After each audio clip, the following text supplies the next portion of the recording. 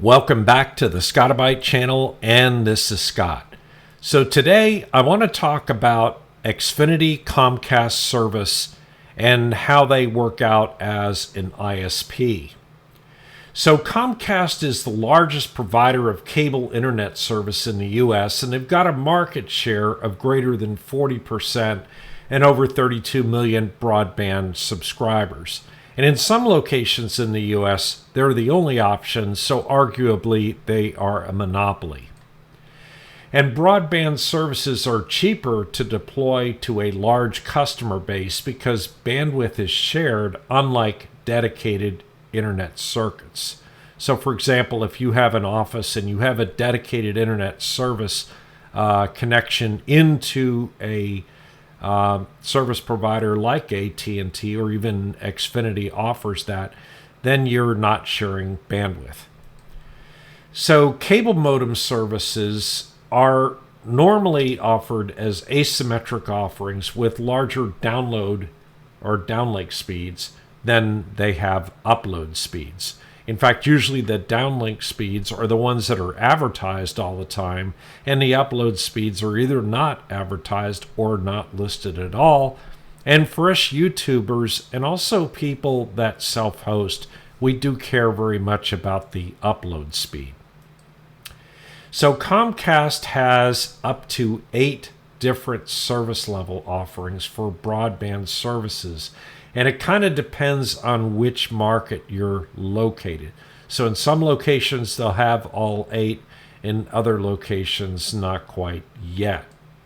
So these plans kind of look like this. And I'll go over a couple of them here. A couple of years back, as recently as 2021, I had gigabit service, and it was offering me gigabit down and 20 megabits up. And the 20 megabits up was a little bit of a struggle. I had some family and friends that were connecting to my Plex server, and sometimes that 20 megabits didn't go very far as having multiple streams. And then I moved to gigabit extra back in 2021, and it was 1200 down. And the big jump on it was the fact that it doubled my upload speeds to 40 megabits, and life was really great there. And then we have Gigabit X2, which is what I moved to here just recently, and that's a little bit about what this video is going to discuss. And then at the very, very high end, for a mere $300 a month, they actually offer a 10 gigabit symmetric, that means 10 gigabits up and 10 gigabit down service, but it's fiber only, and it is on a dedicated gateway that they have. So one of my problems with Xfinity is their practice of upselling, and I'm not sure if other ISPs do the same thing, but I think that this is borderline, if not illegal, then certainly not a really moral business practice. So when you purchase a service plan, you get either a 1 or maybe 2 year contracted price, or what they call a promotion. They don't call it a contracted price. They say you're on a 1 year or a 2 year promotion. And then when that expires, they increase your price by up to 25% at the end of that contract. And you can avoid that increase by agreeing to another contract or another promotion at the next higher tier of service, and that will freeze your pricing for the next 2 years. And the way they rig it is that many times that one tier up, its promotion would be pretty much what you're paying on the previous promotion, but it locks you into a higher end service basically. And then if you bundle Xfinity mobile service with your broadband cable service, it does offer some discount, and I've got some pretty positive things to say about Xfinity Mobile. I went to it a year ago, and it is saving me money over a traditional cell phone provider. I was on T-Mobile prior to this. So you're strongly encouraged to move to an X-Fi gateway every time your contract expires. I mean, if your contract expires, the folks on the phone can see that you're using a customer-provided modem. So you are very strongly encouraged to move to an X-Fi gateway at that time. So what exactly is the X-Fi gateway? Well, the X-Fi gateway is the Comcast Xfinity preferred combo device for providing its service. And the latest X-Fi Advanced Gateway is something they call the XB8 as of August of 2024 when I'm doing this video. And it is a DOCSIS 3.1 cable modem combined with a router that has 2 VoIP telephone connection ports.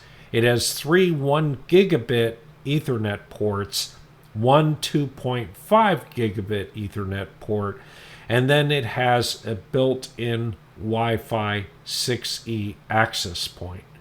And then it supports 1 SSID, and it doesn't have at least any customer ability to manipulate, create, or manage any VLANs, and doesn't appear to be a managed router from that perspective.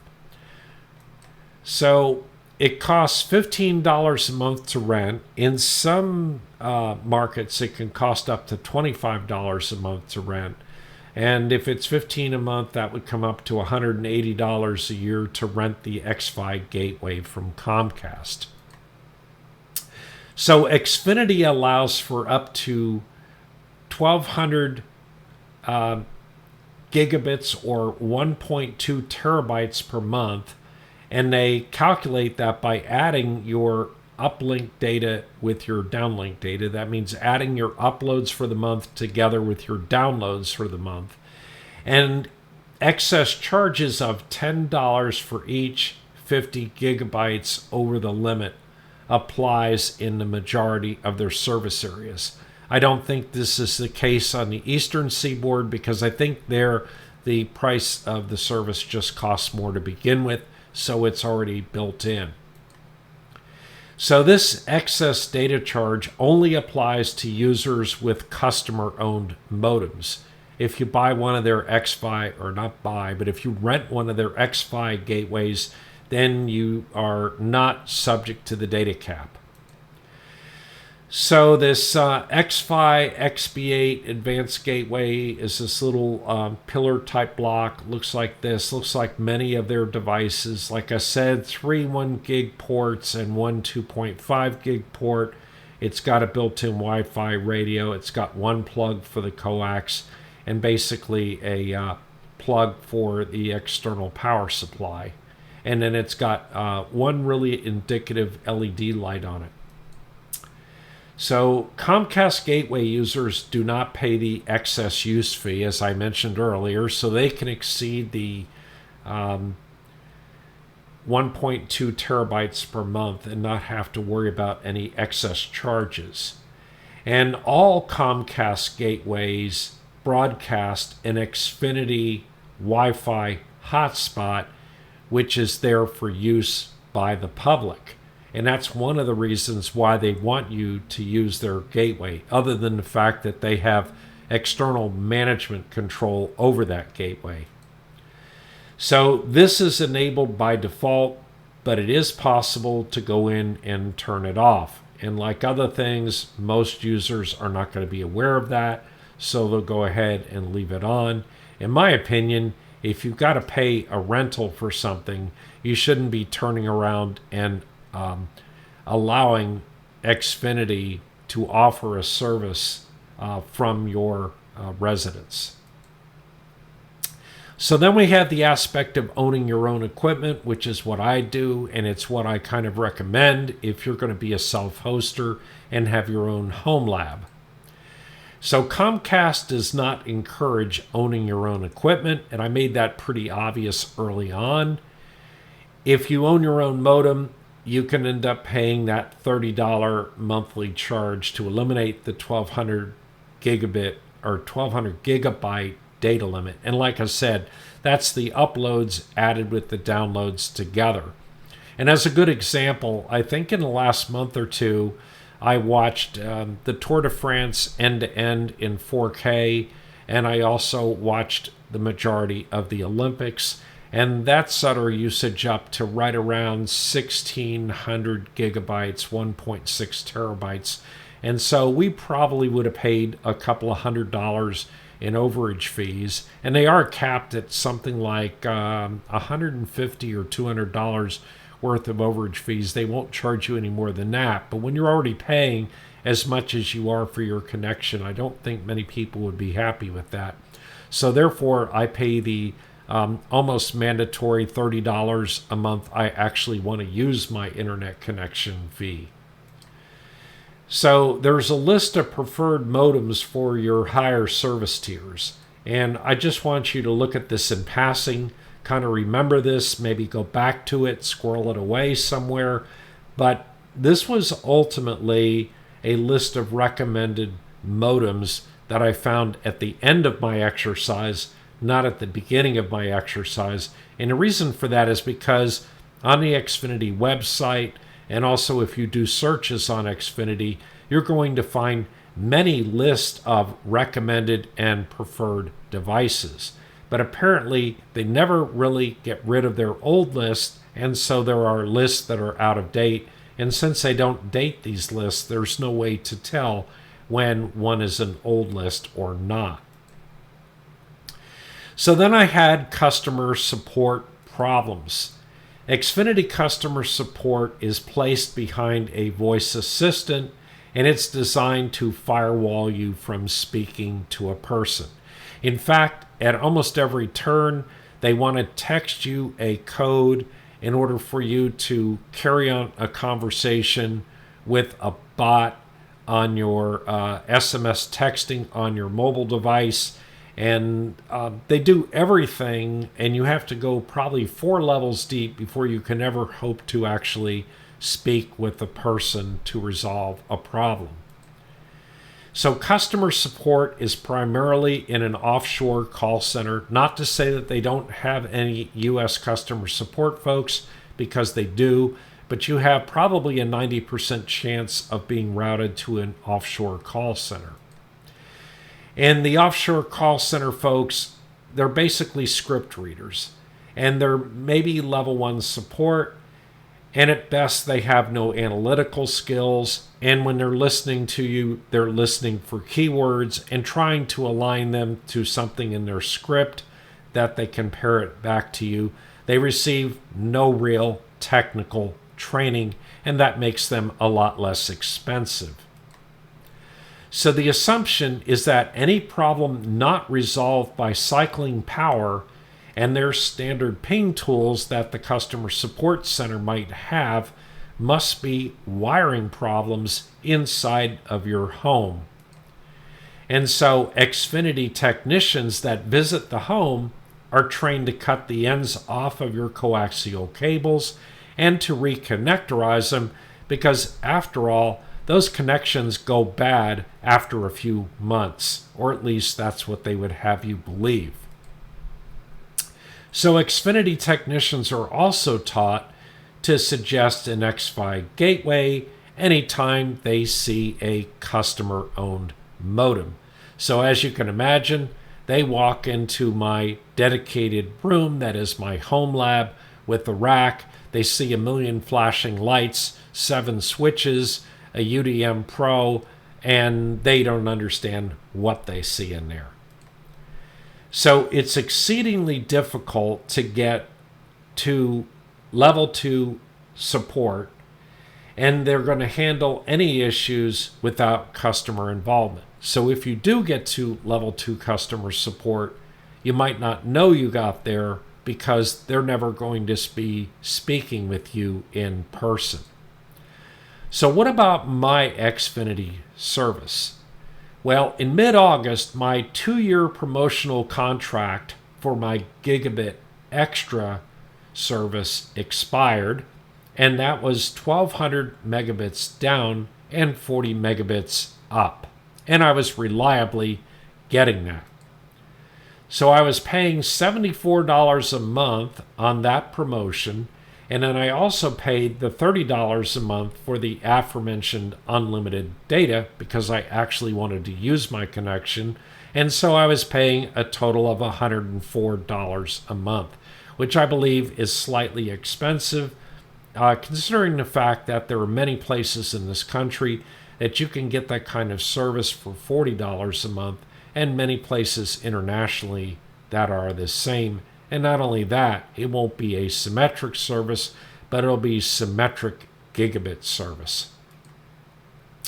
So if I had not signed a new contract, my price would have gone up to $141 a month, so that wasn't really an option.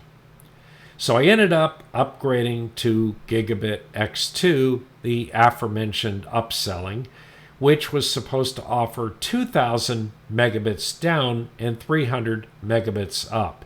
And if you recall the previous table that I showed you, it said it was 2,000 megabits down and 200 up. But in the last few weeks, they improved or increased that to 300 megabits up. So Gigabit X2 with unlimited data ended up costing me $115 a month. So that was another $11 a month on top of what I was paying for the next 2 years. However, my Xfinity mobile cost went down $10 a month, so my internet cost effectively went from $104 to $105, and basically my service went from $1,200 down and $40 up to $2,000 down and $300 up. So then I encountered a whole series of problems with the new service. So after my Motorola MB8611 modem was provisioned for Gigabit X2, I saw 2,000 megabits download speed immediately, and that was fantastic. My uplink was still at 40 megabits, and so I called user support and talked to them for a long time. And in fact, I had many calls to Xfinity customer support, and they never uncovered why that was the case. In fact, they told me my Motorola MB8611 modem should have no problems with the new speed. So I ended up buying a newer, more recommended, if you will, Aris S33 cable modem because I saw it on an Xfinity recommended list. I only found out later that at that particular Xfinity recommended list was out of date by 1 year, and it was no longer a preferred or recommended device. So that got me to 60 megabit per second upload speeds. So I went from 40 to 60, but that wasn't 200, and it certainly wasn't the new 300 that they claimed they were offering. And of course, all tests that customer support said that my connection was fine and I wasn't having any problems. So no one at Xfinity could explain why this was happening, and they said that, by the way, the new Aris S33 should work just fine and that it was one of their preferred recommended modems. I found out later that that was not the case. It was a preferred recommended modem on the list that I looked at, but that wasn't the latest list. So then, I entitled this slide, Better Business Bureau, the Solution to Everything.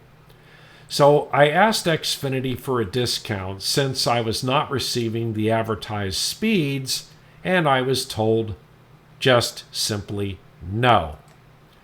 So I lodged a customer complaint with the Better Business Bureau for false advertising and also for upselling. And that got me to an actual Xfinity manager on the phone.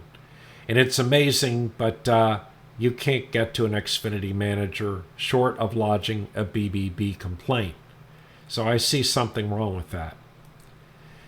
So that manager did provide me a 1-month discount of $50, And we talked for a long time about what my concerns were about Xfinity technical support and Xfinity upselling in general. And of course, she very patiently listened, but was still absolutely no help and could offer no solutions.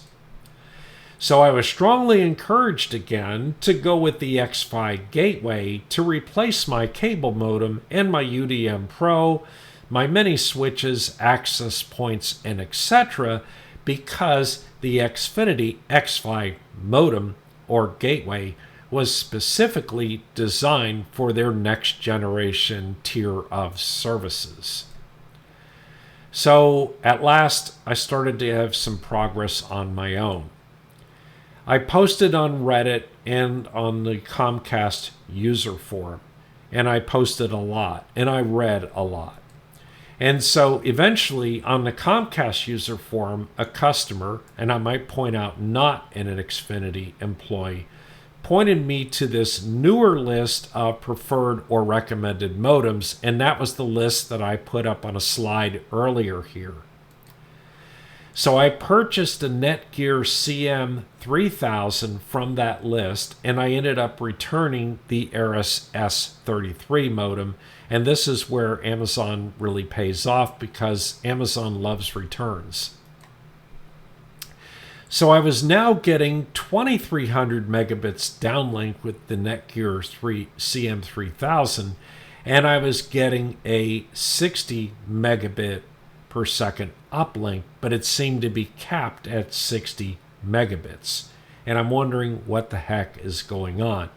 And yes, it did occur to me to connect a laptop directly to the modem. Unfortunately, my laptops all had a 1 gigabit NIC in them, and so I wasn't going to be able to see all the full speeds, and I just thought that that wasn't really going to be an option. So next, I posted on the Ubiquiti forum asking about this issue of limited uplink speeds. And that's when I found out that all SFP Plus modules are apparently not created equal. So in 2021, I went from gigabit to gigabit extra during my previous contract expiration.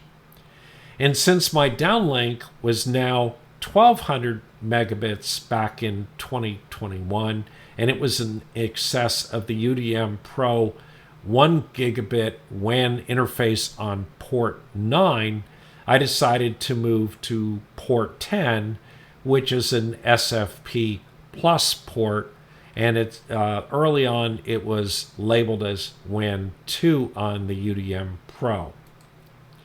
And this is how my UDM Pro looks. You can see now that I don't have anything connected to port 9, and that my SFP Plus connection to port 10 is what goes back to my primary WAN interface to my ISP. And that's really been the case since 2021. So then I got some new equipment back in 2021. Up until 2021, I had a Netgear CM1000 modem, which was only DOCSIS 3.0. And so when I went to Gigabit Extra, I bought the Motorola MB8611, which was DOCSIS 3.1 and had a 2.5 gigabit Ethernet port. And so I thought that was the modem to end all modems. And at that time, I purchased a YTech SFP Plus 10 gig copper SFP Plus module for port 10 on the UDM Pro in order to support faster than 1 gigabit speeds, since at that time I now had that 1200 megabit download speed. So the YTech SFP Plus module was speed adjustable. It could either do 10 gig, 5 gig, 2.5, or 1.25 like all other modules of its type. And so when I went to the Motorola MB8611. It had a 2.5 gig port, so this module was able to sync up to its 2.5 gig.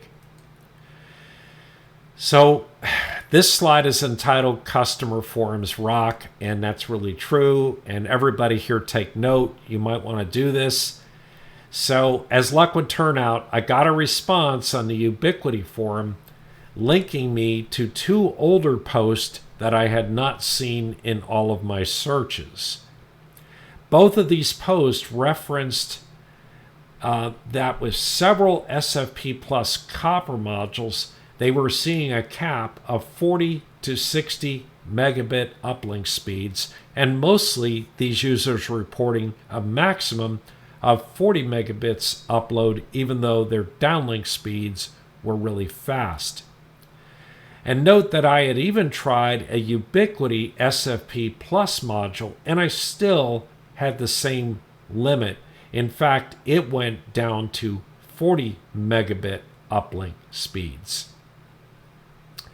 So one of these users linked in high fiber, and high is H exclamation point fiber, 10 gig SFP Plus RJ45 module on Amazon, and I purchased one of these, and now I am seeing a reliable 2300 megabits downlink and 350 megabits uplink, which is in excess of the 300 that the service is supposed to provide. So of course I'm very happy now. So in summary, Xfinity and likely other ISPs don't really support home lab users, and they don't understand our requirements. This is no excuse for putting up a wall between more senior technical support and those of us who are knowledgeable and users. And I have to say that the stress level really goes up when I'm talking to a person that asks me for the 3rd time whether I've cycled power on my cable modem. So customers should not have to log a BBB complaint to get to a manager. And technology is getting cheaper, and the Xfinity practice of upselling and massive price increases after a promotion are not in line with industry best practices. And all DOCSIS 3.1 modems are not created equal, and they go out of support just like old cell phones. And point in fact, my Motorola MB8611 was a DOCSIS 3.1 modem, but for whatever reason, Motorola stopped providing upgraded firmwares that support these newer, higher speeds. And so even though DOCSIS 3.1 as a standard supports up to a 10 gigabit downlink and up to a 2 gigabit uplink, the modem and its firmware really do matter.